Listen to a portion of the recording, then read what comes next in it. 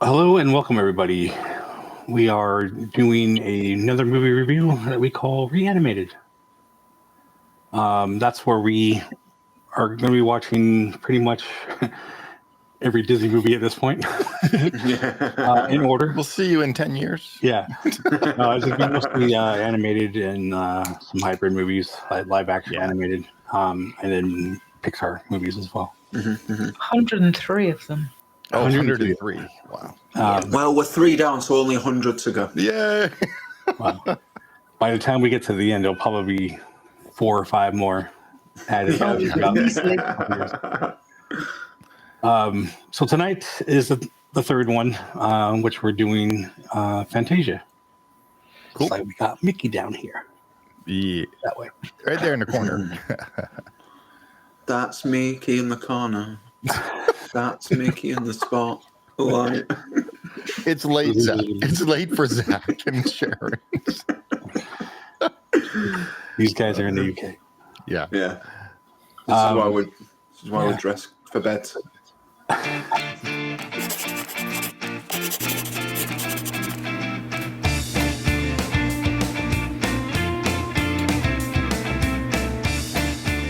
And this is Reanimated. Signs of Amusement. Reanimated. Yeah. Yeah. Ha ha. We got to continue that. No, we don't. Oh, I think it'd be very cool if we continued. We'll see. I don't know. I think it'd be very humorous. It's an Oh elbow. my God, please, dad jokes. It's like 4 o'clock in the fucking morning. Sorry, that was the Shaun of the Dead quote. Oh, is that Sean? I don't know. Yeah, All right. carry on. Then now you have to cut that out. Yeah, sorry. Probably won't. Tired. It's not for kids. I'm gone. All right. All right. Before we watch the trailer, does anybody want to open up with some movie stats?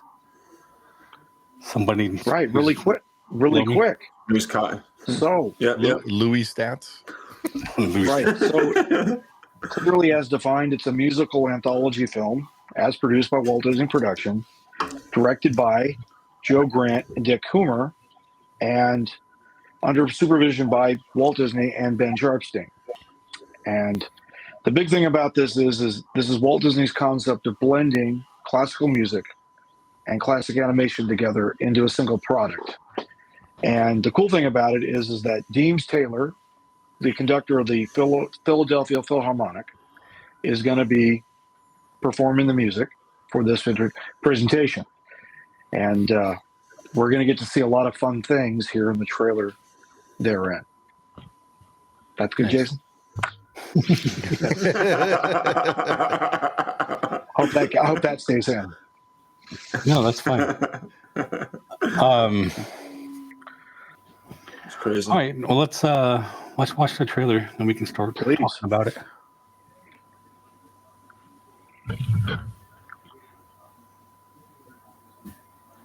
Oh yeah. Walt Disney Pictures presents the 50th anniversary of an all-time animated masterpiece, Fantasia.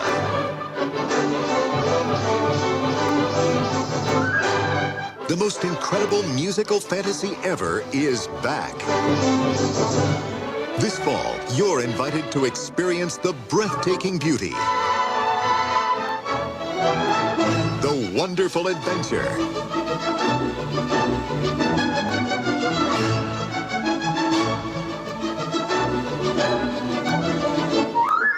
the very special magic,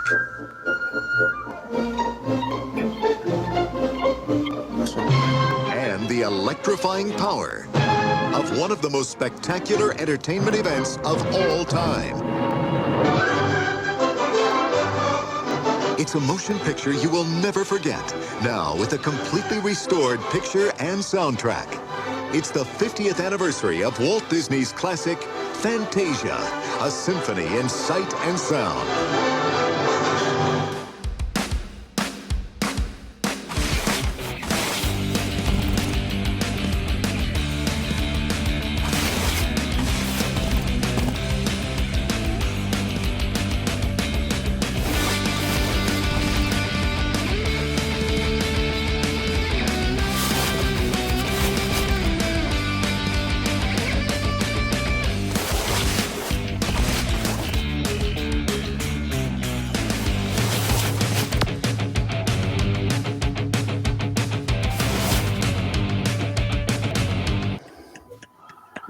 I like the trailer. Would you like to go first? Sure, I guess. What do you want to know? What didn't you like? Everything but Mickey.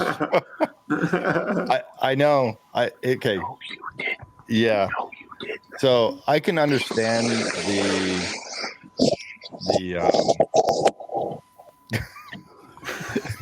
You switch from one earphone to the other. No, I just calmed the heck down is what I just did. We'll be all All right. right, okay. No, I can understand the whole thing with the music and the animation and how you blend the two together to get the artwork and all that. It's just not for me. That's all.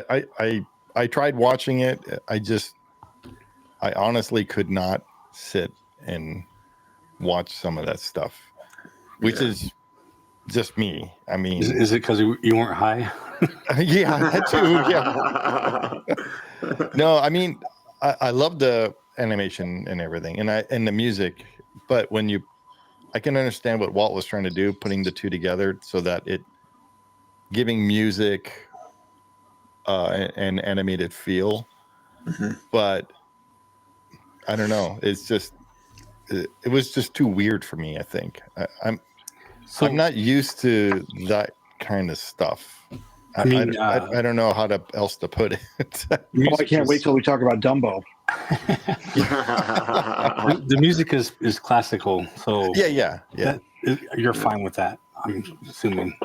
I know most of the pieces. Yeah. I've heard it before. But I mean, for you, the animated part of this is what you didn't like. If it was John Williams and put the Star Wars stuff.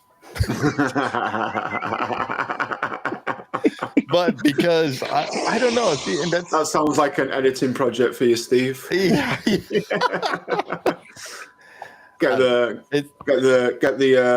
sorcerer to walk down the steps to Darth Vader's Imperial. Yeah, see his march and everything. Yeah.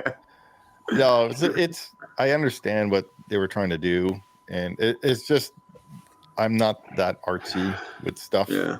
So I'm more of a technical guy, and I love the technical part of the animation, how they sync the animation to the music. That was like that one part. of the things I was wondering. Yeah. Like I get.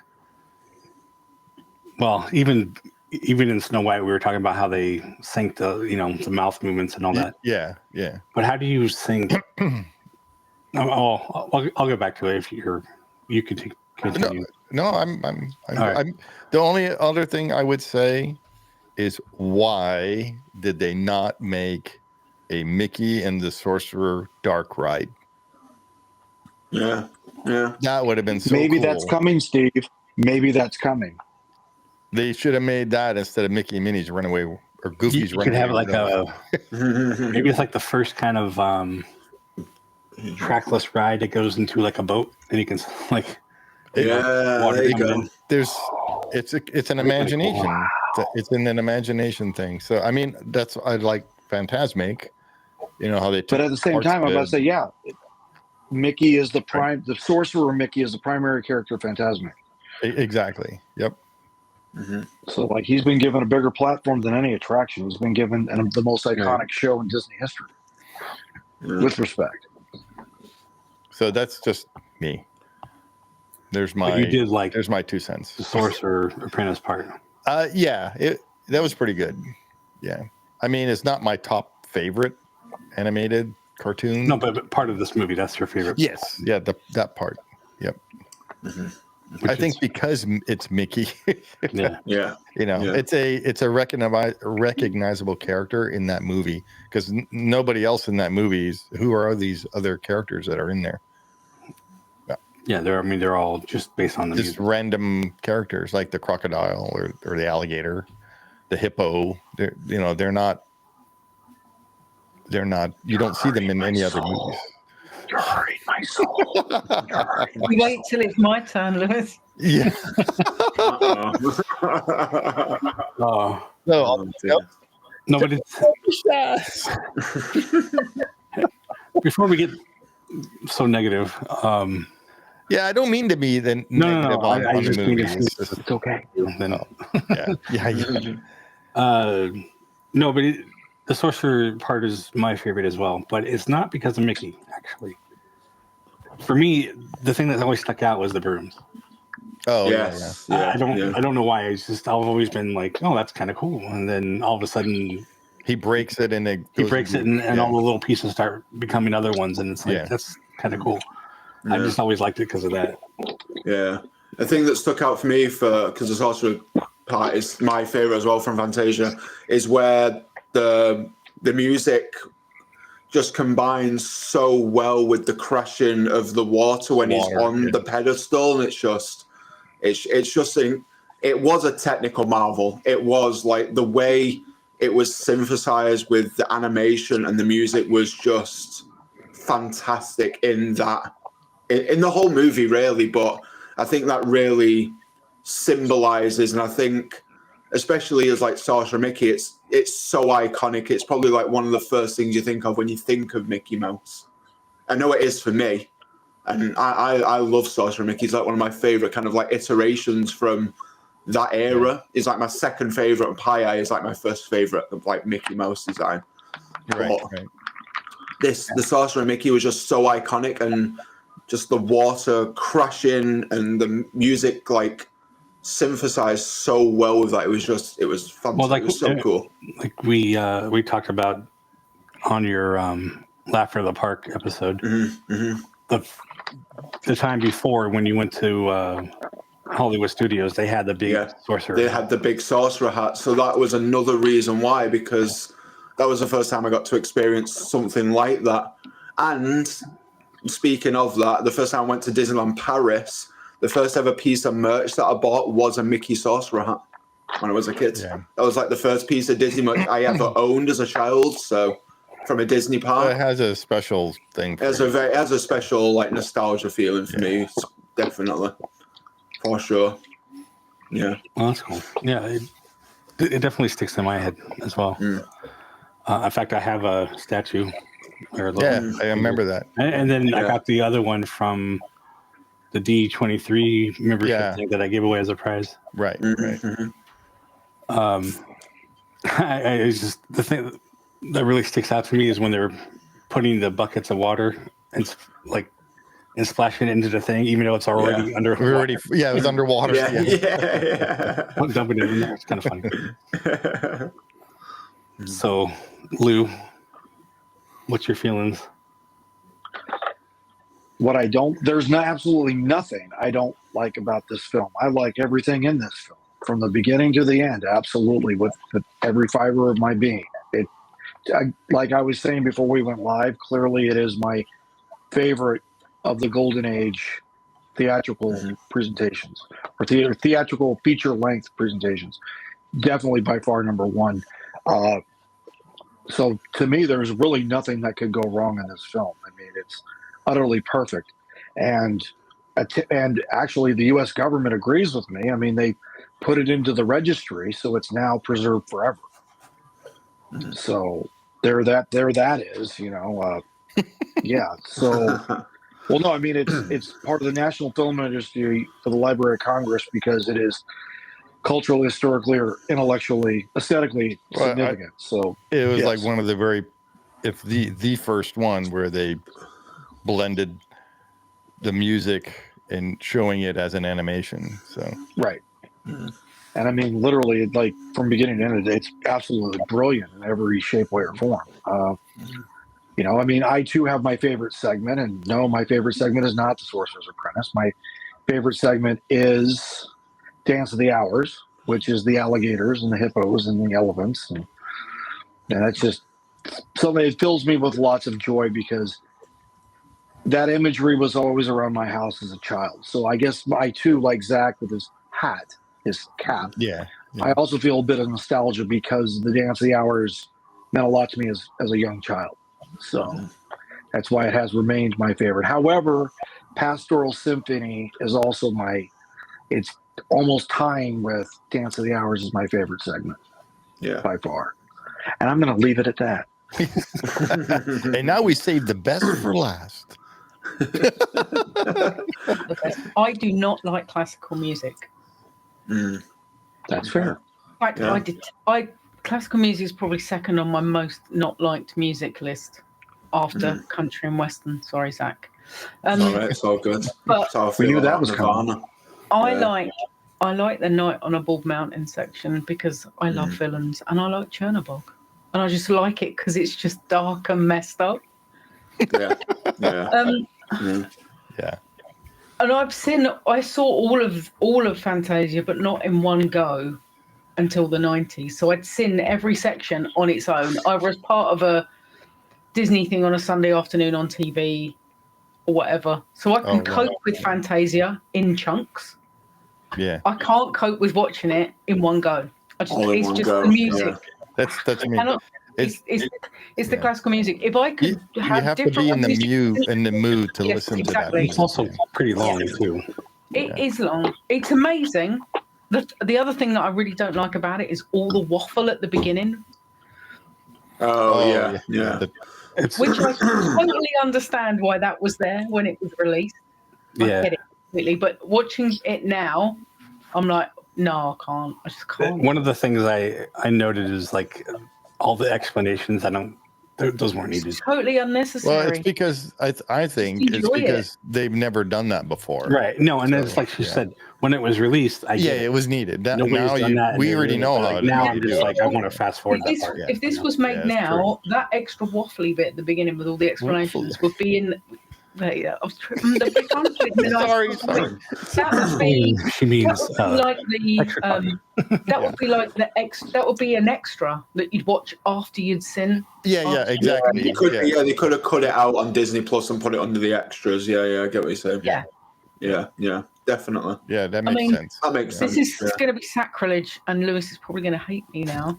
But the only way I can watch Wizard of Oz is if I listen to Dark Side of the Moon and turn the soundtrack down. There's nothing wrong with that. I completely endorse that concept. So, no, I don't hate you. I love you very much. I completely endorse what you're doing.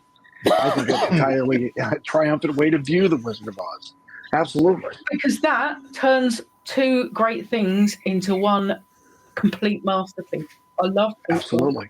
Dark Side of the Moon is a great album. But it's a bit overrated.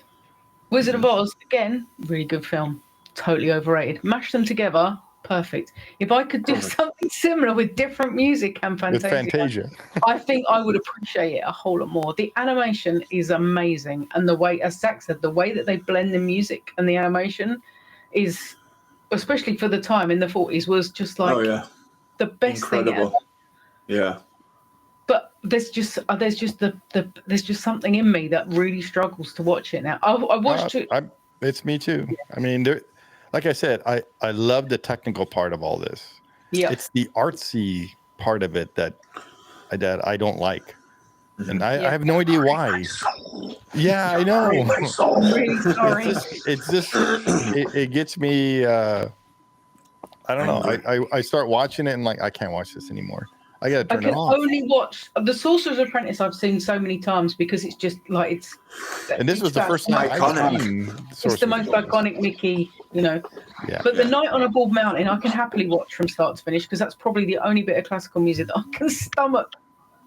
Like I don't know what it is. I'm a music fascist. I know what I like. And I hate everything.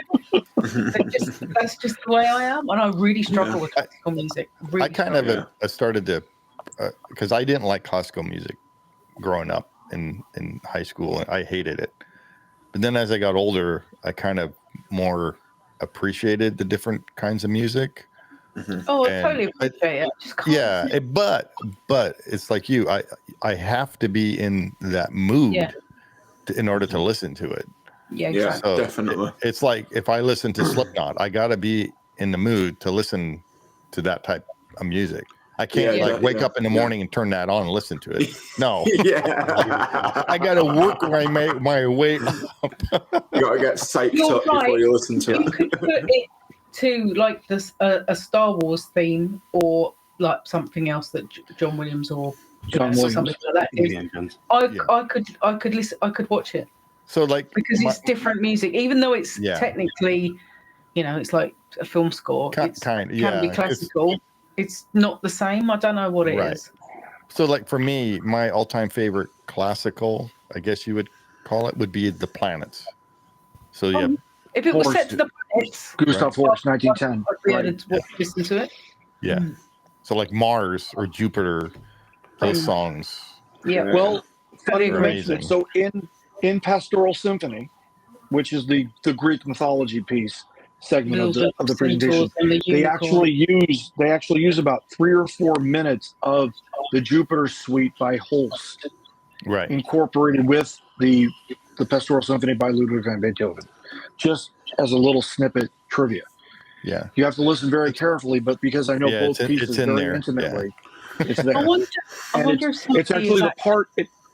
It's the part of the presentation where Vulcan is tapping out the thunderbolts for Zeus, and then Zeus is tossing Yeah, see that makes sense. thunderbolts to use into the party, right. and that's the part that plays the Holst Jupiter Suite. So yes, I wonder if somebody's done something similar to the Wizard of Oz and Dark Side of the Moon, and you know how you were talking about how you couldn't different segments. You couldn't dig the classical music with the animations, right? Well, my favorite song of all time is the Beethoven's Ninth Symphony, Fifth Movement, which is better known in English as the Ode to Joy.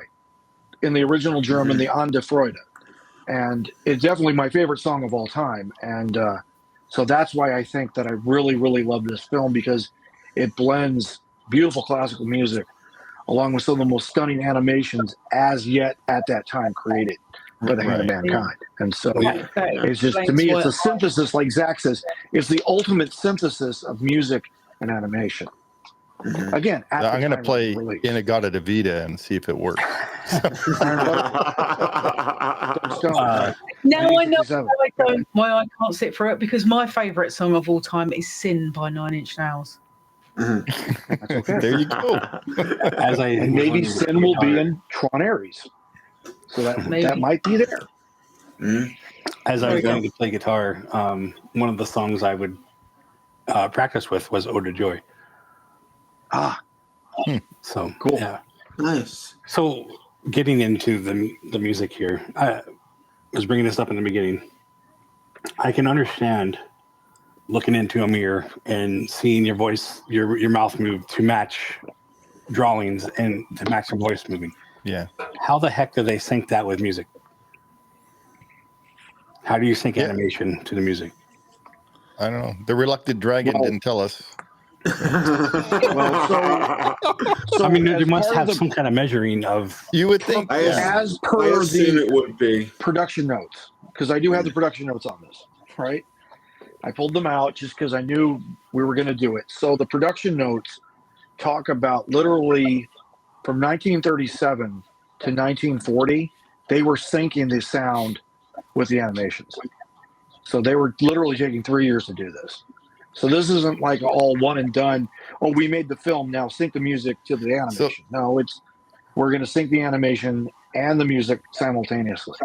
And they did it over 3 years. How do they go? Well, I know, and I know this is far advanced, but when I was working at a video game company, and they would watch the anime. So my friend was in charge of actually doing the lipping and making him talk, and moving all the points on his lips to make him talk.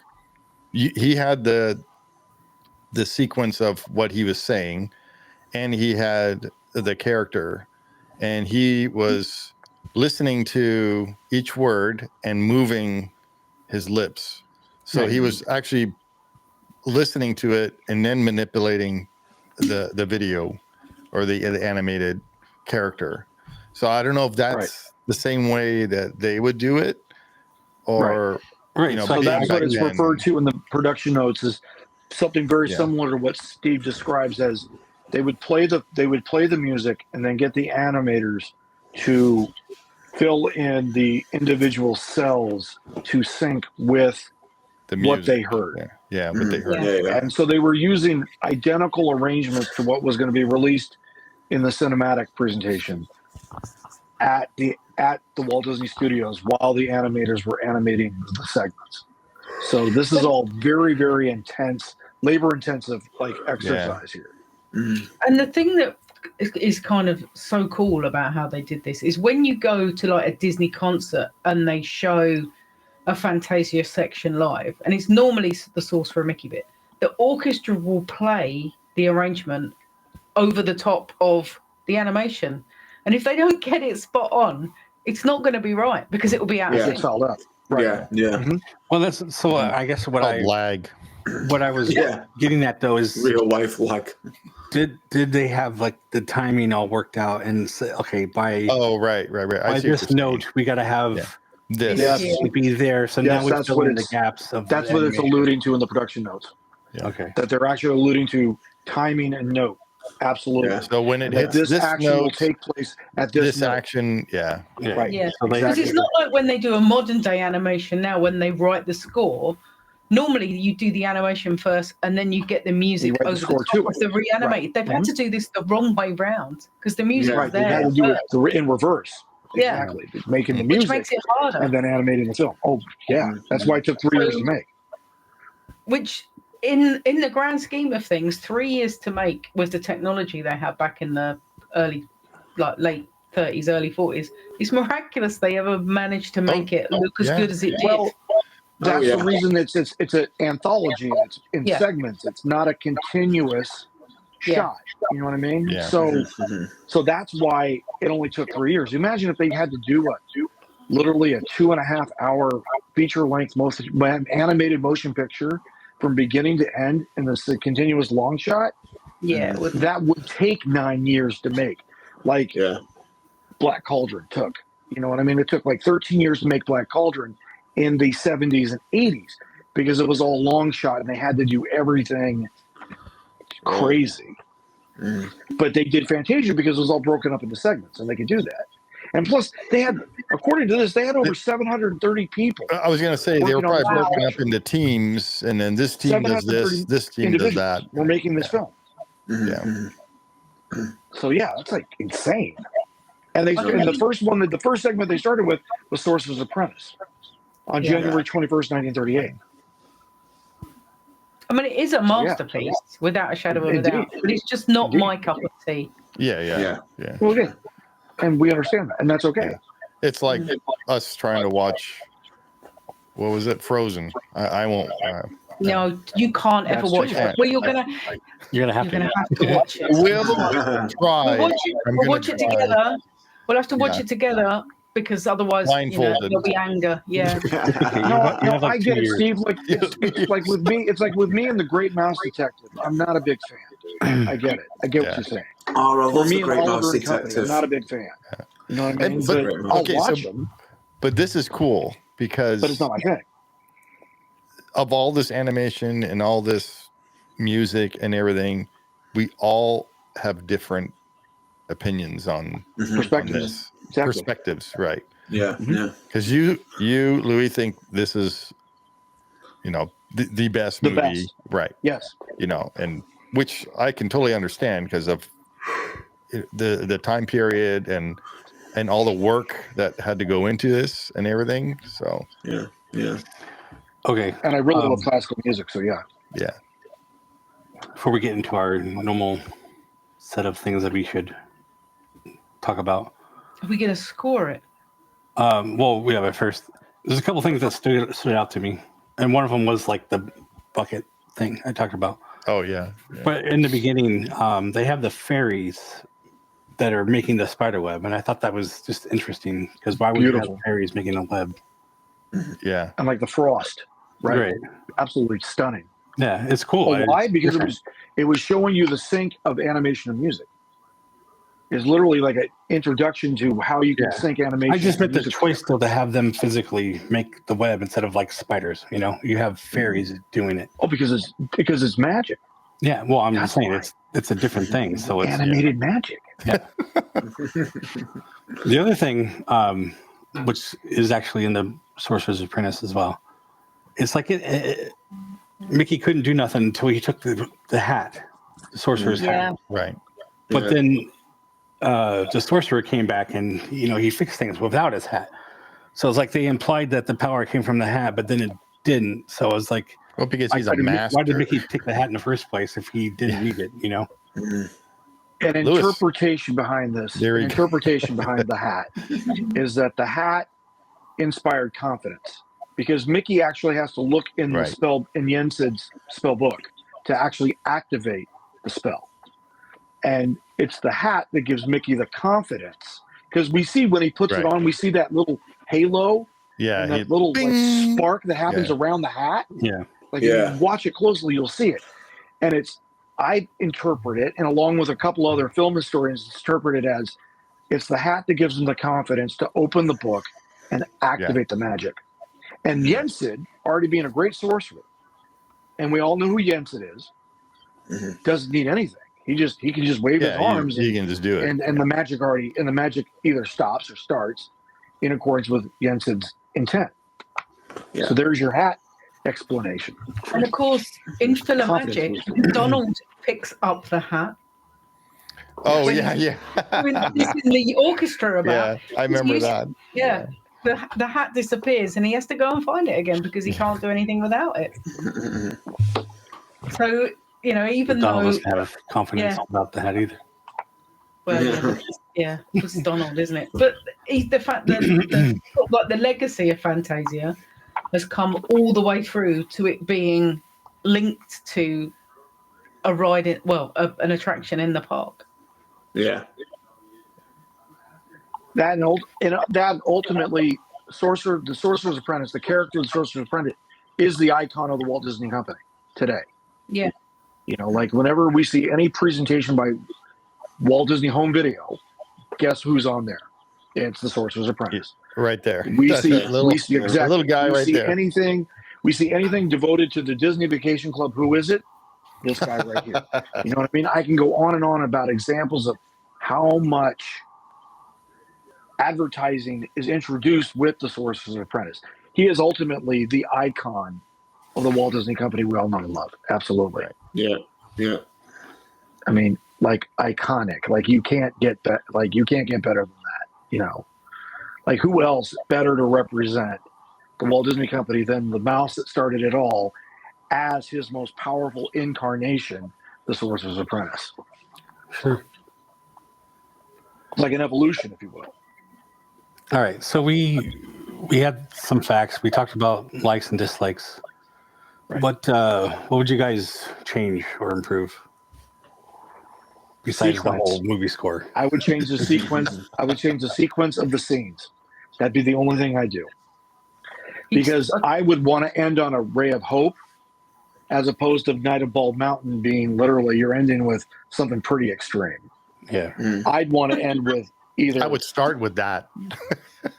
Hell, I would have had it right after the intermission, but that's just me. So for all our kids at home, just so that you're tracking here, and we can do this in order, right? So the first segment is what's called Toccata and Fugue in D minor, and this is the pixies and the fairies that Jason are referring to, along with the various experimental animations that are made. The second is called the Nutcracker Suite, and this goes into the whole mushroom dance and the flowers, right? Oh yeah. And then the third segment is when you've been Apprentice. taking acid one. Yeah. And then the fourth is the Rite of Spring. The fifth is the Pastoral Symphony. The sixth is the Dance of the Hours, and then the last being the Night on Bald Mountain. So I would just change the sequence.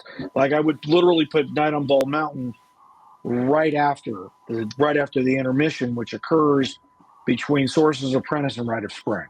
Right. Yeah. And then I would move either Rite of Spring to the beginning, right after Nutcracker Suite, right? And then I would personally want to end with either Pastoral Symphony or Dance of the Hours, but that's just me. That's the only thing I want to change the film. The music stay the same, the animation stay the same, sequence stay the same. Just the episode order would have to change. That's it. Yeah. I mean, I'm not going to get into like music or anything like that, but you can't like change that without changing the whole movie. So the only thing I would change is what Sharon and I were saying, getting rid of the explanations. Right. Yeah, that would be mine too. Is have that in as in an extra, take it out and just like a feature movie. Yeah, like a featurette. Featurette, right? Yeah. What about you, Zach? What would you do? Yeah, I mean, like you said, take out the sequences, especially for nowadays, for like the sequences of like how it all works and stuff. Yeah. Put that as extras on like Disney Plus or something. Let it just flow continuously, so there's no like breakage in it.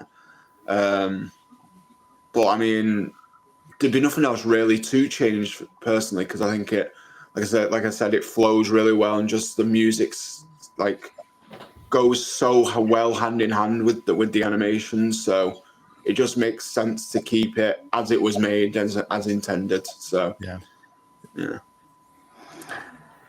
All right.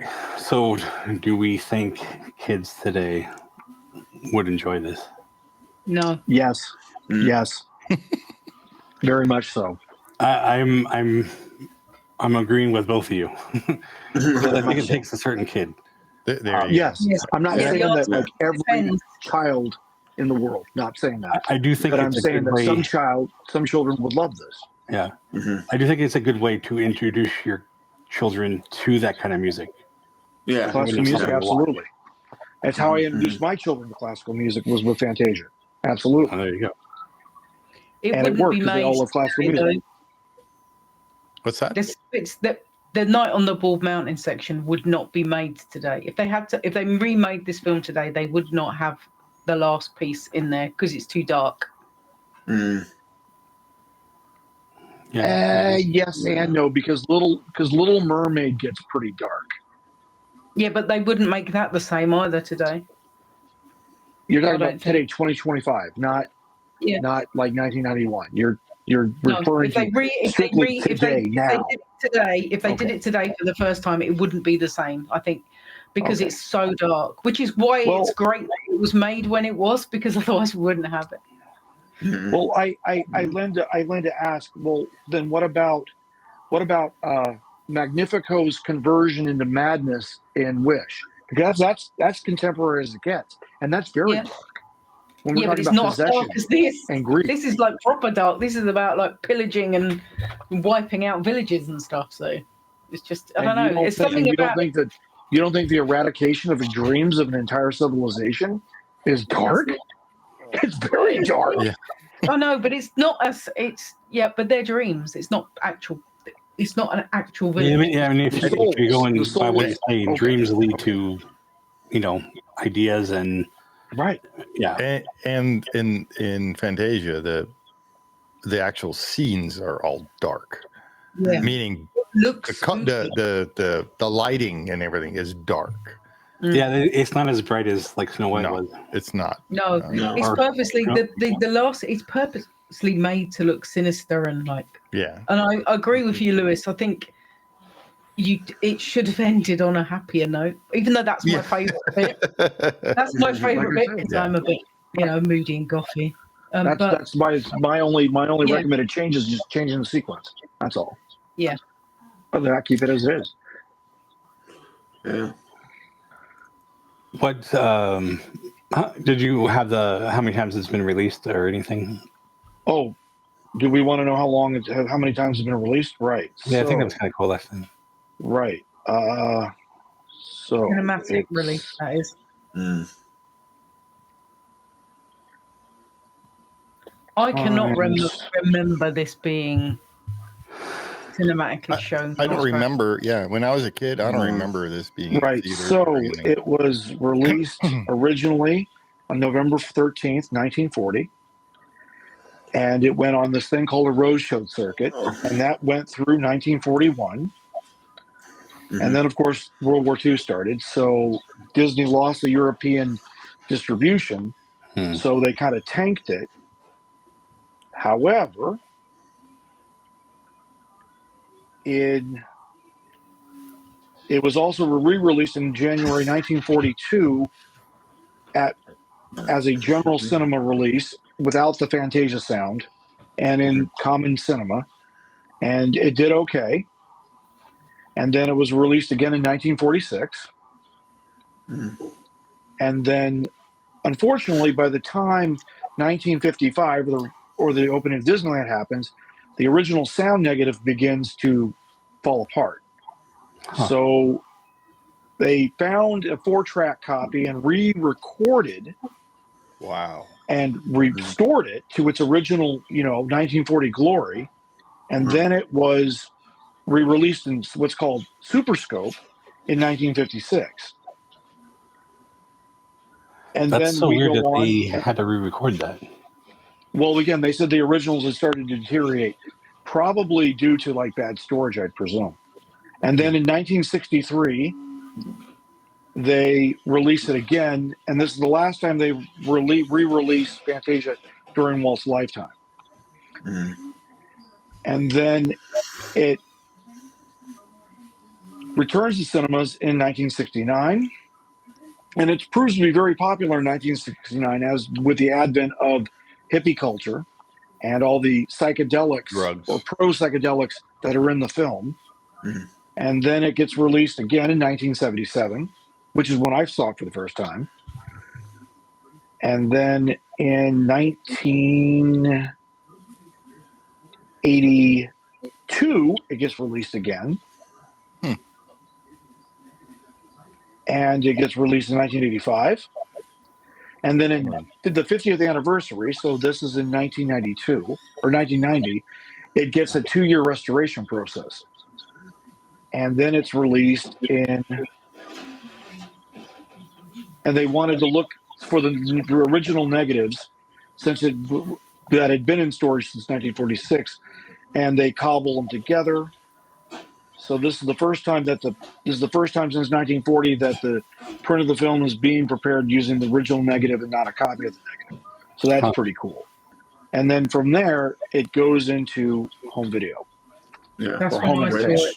I didn't see Fantasia for the first time till it was released on video. Yeah, same here. And I've got a copy of it up on my shelf. On VHS?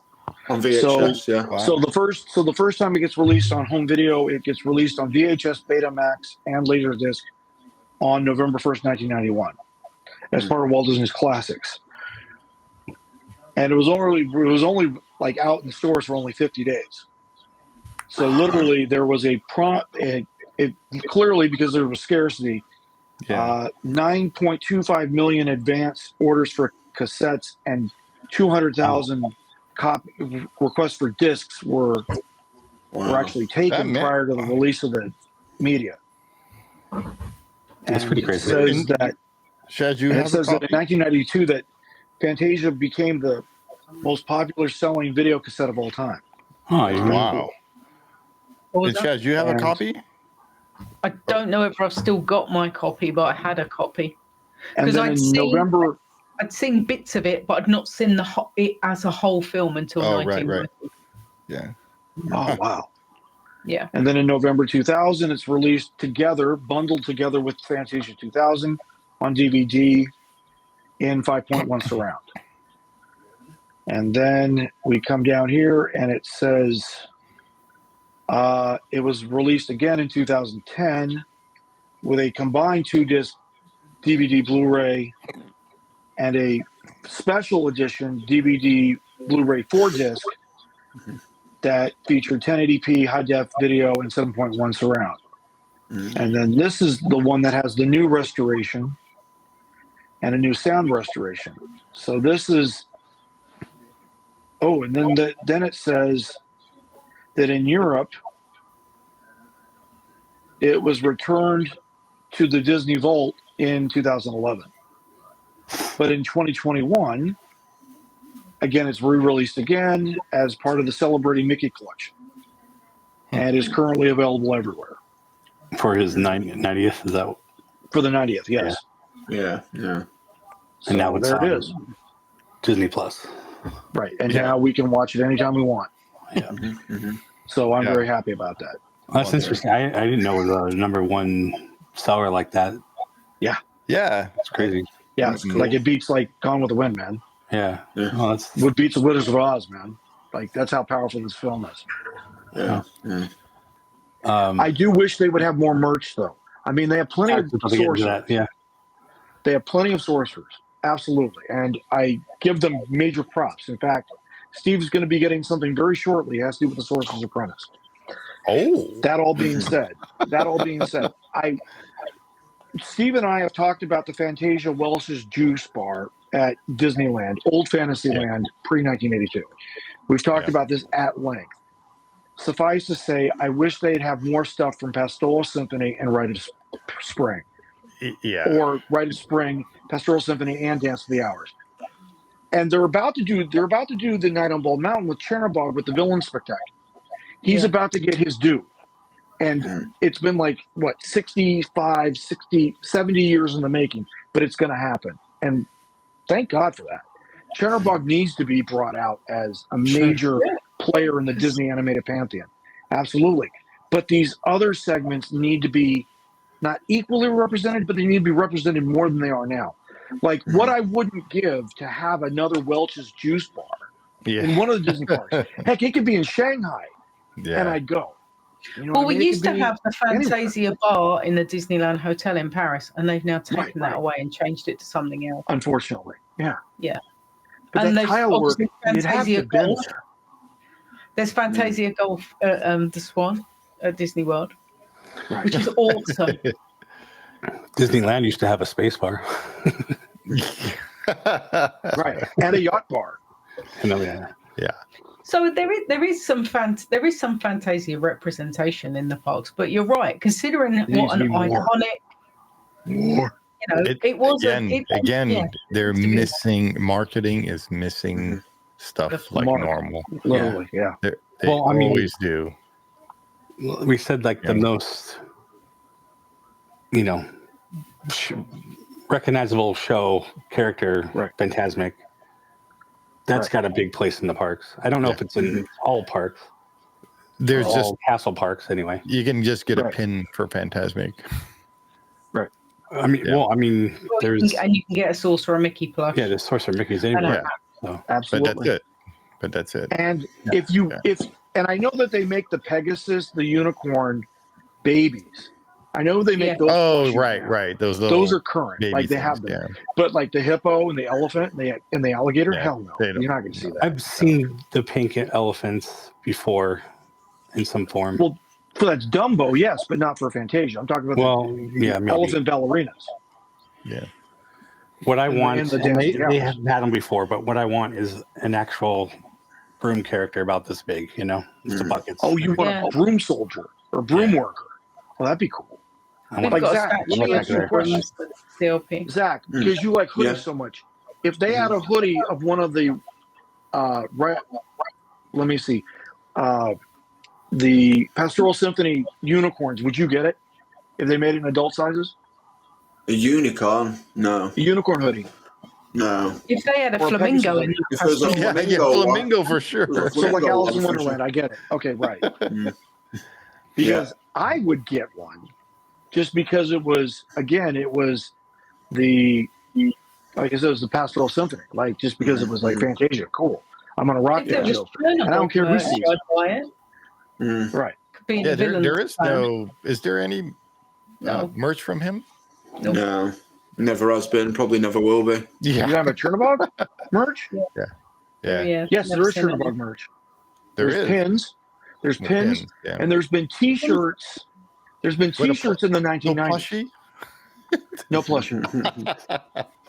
But you have gargoyle plushies, which were going on at the same time. Yeah. As in the gargoyles, like cartoon? The Gargoyles television. Yeah. Oh, I remember that. Yeah, the Disney Gargoyles. Yeah. Right. I used to watch that. Which is based on Hunchback of Notre Dame. Which we'll be getting to in a couple of years from now. Right. Yeah. So what's next? The ratings? Yeah. So Lewis, you weren't there on when we did the actual Pinocchio show, even though you watched it. We decided to do ratings, 1 to 5.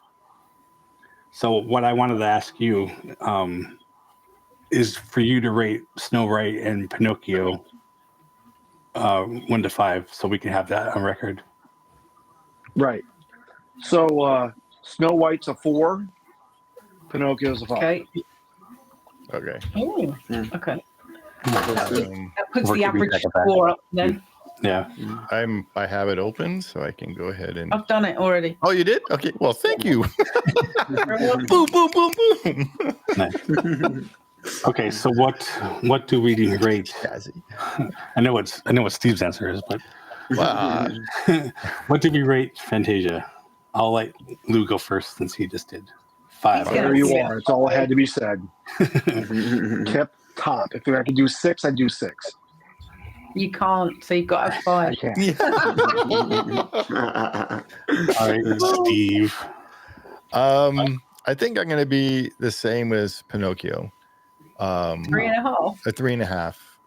I was expecting you to give it a 1. No. The reason why is because I do understand what they're trying to do with the whole music and the animation, and it's really cool how they did it. And again, the technical part of doing all this is amazing. Sure. But the characters and watching that, I couldn't do that. I mean, I understand what it was, but it's just something I can't sit through and watch. I'll be like Shaz, where I'll just maybe watch 5 minutes and then watch something else. Watch 1 second and then go and watch something else. Yeah. So, I mean, but that's why I understand the whole technical part of everything, and that's why I still give it a 3.5. So. Zach?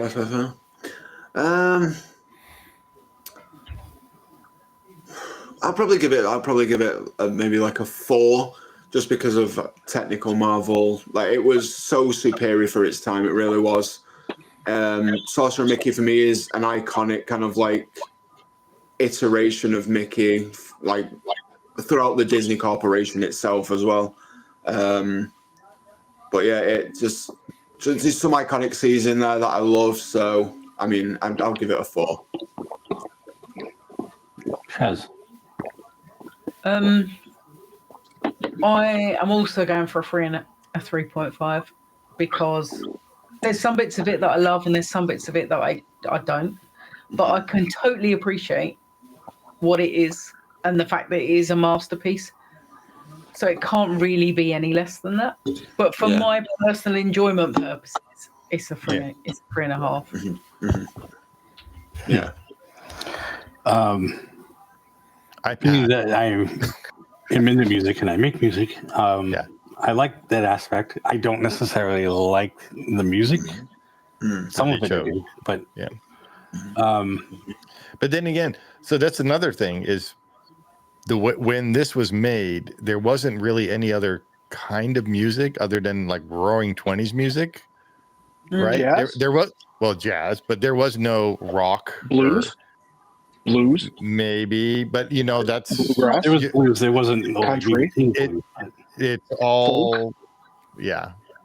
I mean, But you had to different do an genres of animation music. for that kind of music, they couldn't. They probably. I mean, the only thing that would be fitting for the majesty of the presentation would be true classical music. Yep. Classical music by the masters themselves. Okay, Right. that's fair. Very fair. Yeah. Great. I give it a 4.5, and Cool. and it's because of that fact of I don't like necessarily all the music, and because of the explanations. But I enjoy the movie, so. I mean, It's I'll winning. give you an analogy. Since Disney Plus started back in November 2019, I've seen it now on just Disney Plus. I've seen it now 35 times. Wow. Like, I just got done watching it last week for the 35th time. Is that It's your like most definitely, watched movie on Disney Plus? it's between that and The Lion King. Yeah. It's between that and The Lion King. Me, I think it's with me, almost tied. it's Jungle Book. That would be my favorite. Is the Jungle? I can watch that. I can turn it on right now and watch it. For Yeah. me, One, the Tron- the the Tron- 1997 or the Watched Yeah. movie on Disney 2010. Plus What's that, Doctor Chaz? Strange. I didn't. We couldn't hear what you said. What did you say? My most watched movie on Disney Plus is Doctor Strange. Oh, yeah. Wait, in the Multiverse of Madness? No, Or the the first one. The first one. Okay, First cool. Both great films, by the way. So Big fan. for me, like, if there was a modern day, Yes. so I'm not animated, but the music with the movie, Tron Yeah. Legacy, hands down. I could Oh, listen to absolutely. that all the time. Oh yeah, Tron's up there, definitely. Like Tron Legacy is definitely like top 5 right now. Oh, for sure. I have to watch it again. I'm really, Yeah, please watch it. and I'm sure, Yeah. Sharon, you're thinking the same thing. I'm really hoping Nine Inch Aries? Nails as good on Aries that Funk did. Funk is. Yeah, it will be. So I hope And if so, it too. isn't, it won't be the music's fault. It'll, yeah. Well, you said that 9 Inch Nails was that Sin was your favorite It's my song. favorite band, yeah. Right. all right. Well, I think that concludes this one then. I think It's the highest score on average of what we've classed the movies, the 3 movies Yeah. we've watched so far. I think this was a good episode. It was, Yeah. we all had our own thoughts and likes and all that, but And we still like it each makes other. sense. Yeah. And we all agree that it's a masterpiece, I even love if you we all. don't like I it. love you all. Absolutely. Even me. Even you. All right. Well, thank you guys for joining in and watching this, and let us know what your thoughts are on this movie. Yeah. And What would you give it? What would you rate it? What was your favorite parts? Please let us know in the comments. Yeah. And while you're there, like and subscribe and share with friends and family. And we'll see you on the next one. Peace. Freaking peace. You're keeping that in there, right? Freaking Yeah. Freaking peace. Sorry.